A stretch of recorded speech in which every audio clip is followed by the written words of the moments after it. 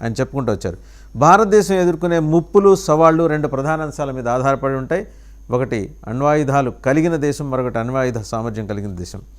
ఈ స్థాయి నిరోధక శక్తి దెబ్బతినకుండా ఉండాలి, డిటరెన్స్ దెబ్బతినకుండా ఉండాలి. అంటే బ్యాలెన్స్ తప్పేలాగా అవతల వాళ్ళు వ్యవహరించినప్పుడు మాత్రమే భారతదేశం రంగంలోకి దిగుతుంది. 2 దేశాలతో మనకి అటు బంగ్లాదేశ్తో ఉంది, ఇటు పాకిస్తాన్ తోటి ఉంది, భూభాగ వివాదాలు ఉన్నాయి. ఉగ్రవాదాన్ని అడ్డుకోవటానికి టైం మనకు ఇంత టైం అని చెప్పలేము నిర్దిష్టంగా. తీవ్రమైన యుద్ధాలకైతే సిద్ధంగా ఉండాలి. ఈ అండర్స్కోర్డ్ దాట్ తీవ్రమైన యుద్ధాలు, భూభాగ వివాదాల కారణంగా దీర్ఘకాలం కొనసాగే భూసమరానికి కూడా సిద్ధంగా ఉండాలి. ఎందుకంటే వాళ్ళు ల్యాండ్ జిహాద్ పేరిట వస్తారు అక్కడి నుంచి, 2 దేశాల నుంచి. దానికి కూడా మీరు సిద్ధంగా ఉండండి. అయితే దాన్ని నివారించడానికి ప్రయత్నించాలి. యాజ్ అన్ ఇండియన్, ఒక భారతీయ పౌరుడు ఆలోచన విధానం ఎలా ఉంటుందంటే సాధ్యమైనంత వరకు అక్రాస్ ద టేబుల్ చర్చల ద్వారా పరిష్కరించుకోవాలి.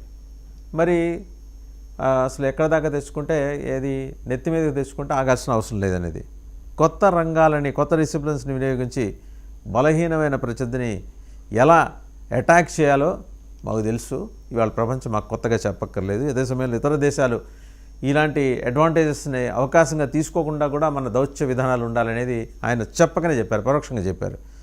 సో ఇది మొత్తానికి ఏంటంటే జనరల్ అనిల్ చౌహాన్ విసిరిన సవాల్తోటి సయ్యద్ అసీం మునీర్, ఫీల్డ్ మార్షల్ అనబడే ఫీల్డ్ మార్షల్, ఈ మధ్య కాలంలో కమాండర్ ఆఫ్ డిఫెన్స్ ఫోర్సెస్గా తనకు తానే ప్రకటించుకొని తన నియామకాన్ని తానే ఆమోదింపజేసుకొని జనం ముందుకు వచ్చిన ఈ యుద్ధ పిపాసి, రక్త పిపాసి సయ్యద్ అసీం మునీర్, నిన్ను మించి హ్యాండిల్ చేయడానికి మా దగ్గర పవర్ ఉందని జనరల్ చౌహాన్ చెప్పారు, సీరియస్. So be careful.